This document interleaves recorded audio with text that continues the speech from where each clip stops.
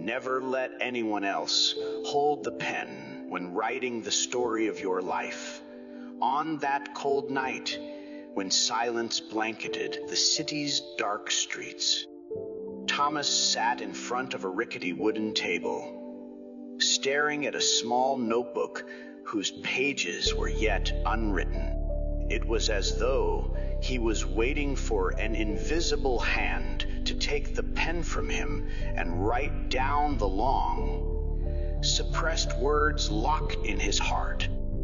The weight of hesitation had become unbearable, his mind churning with thoughts he could no longer contain.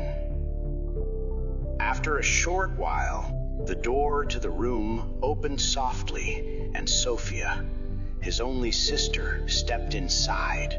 She immediately noticed the combination of worry and confusion in his eyes, and she approached him carefully.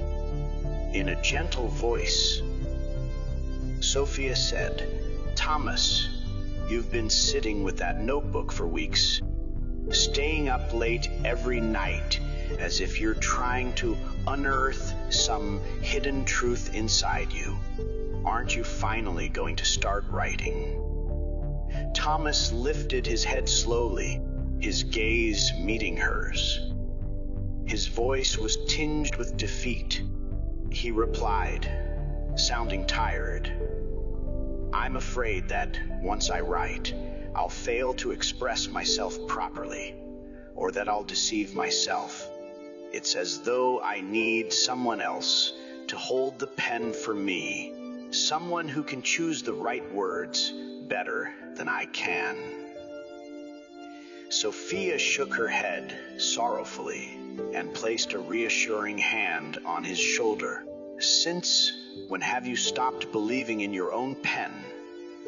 Your life is your own, and your story won't come out true if a stranger writes it for you." Thomas exhaled a heavy sigh, turning the pen over in his hand, as though pleading with it to reveal the truth.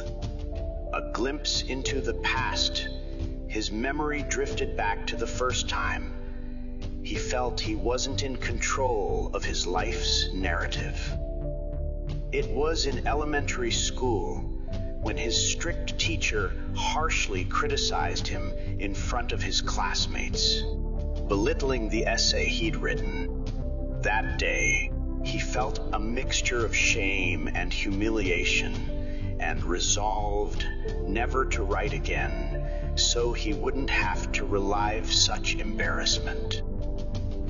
He then recalled the voice of his father, Mr. Walton, in one of their many nights together, chastising him for preferring to gaze at the stars and admire the night sky instead of finishing his homework.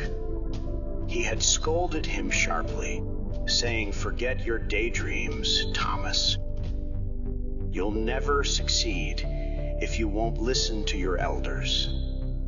Thus grew within him the belief that others' voices were stronger than his own inner pulse.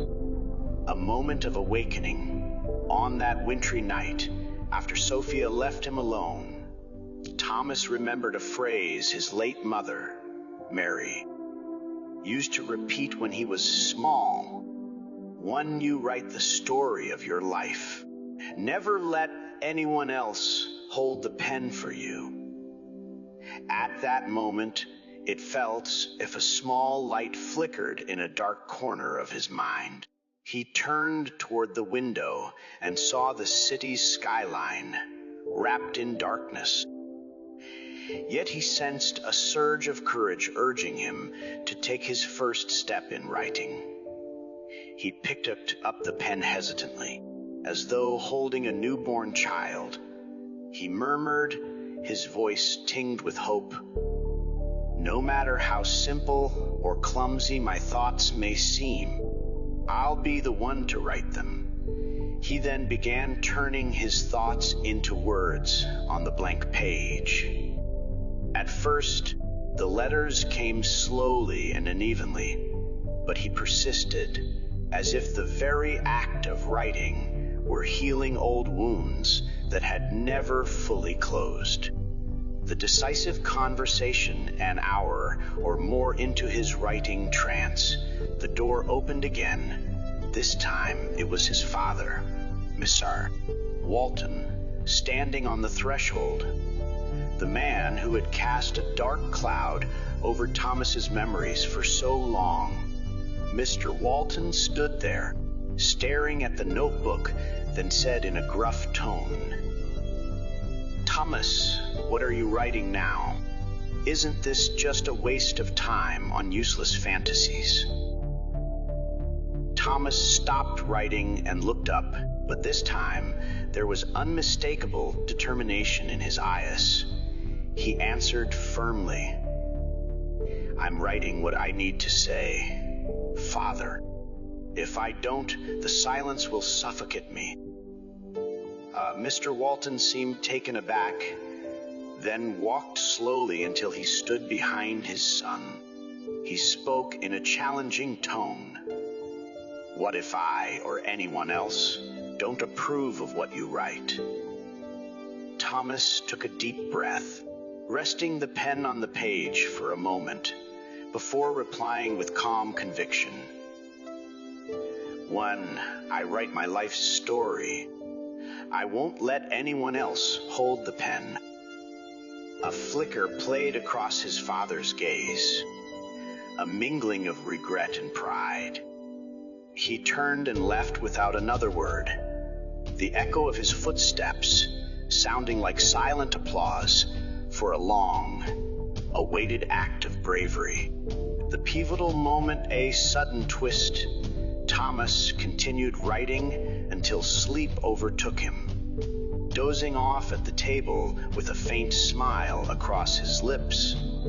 At dawn, he was startled awake by a commotion outside. He peered through the window to see an ambulance parked in front of the building.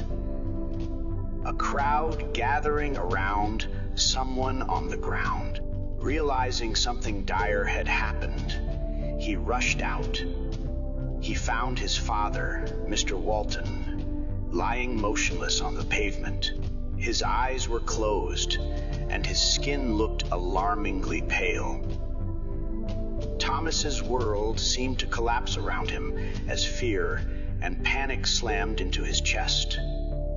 He rode with the ambulance to the hospital, staying by his father's side in the intensive care unit, clinging to the slender hope that his father might yet pull through. After hours of agonizing wait, a wary doctor approached him with grave news. "His condition is critical.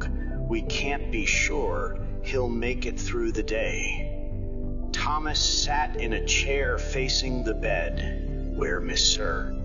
Walton lay, recalling all his father's harshness over the years. Yet he also remembered the glimpse of warmth he'd seen in his father's eyes the previous night, perhaps for the first time. He thought again of his words, "When I write my life story, I won't let anyone else hold the pen." Thomas realized that holding the pen in your own story might also mean choosing compassion instead of detachment.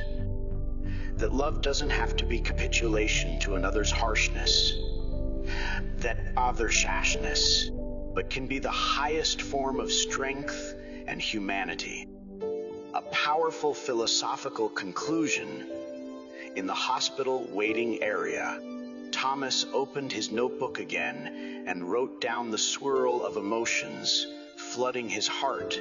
Love for his father despite everything, fear, worry, and a fragile hope that there might still be time to show his father who he truly was.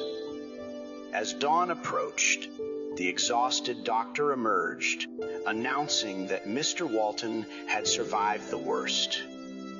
A powerful sense of gratitude washed over Thomas. It seemed his decision to write and to face everything with courage was already bearing fruit. At that moment, he grasped the deeper lesson. Holding your own pen means freeing yourself from the shackles of preconceived notions. Writing each chapter of your story with your own truth rather than following others' scripts. Yes, you may encounter hardships and painful events, but how you respond to them will determine whether you bring light into your narrative or surrender it to darkness. Thomas returned to his room the next day to see the page he had written the previous night. He gently ran his hand over it, as though comforting a child home from a long journey. He said to himself, "I've held on to my pen, keeping my story from straying too far from who I really am. I'll write the next chapter the way I want, even if no one else agrees. But I'll also write with a heart that understands forgiveness before it understands anger."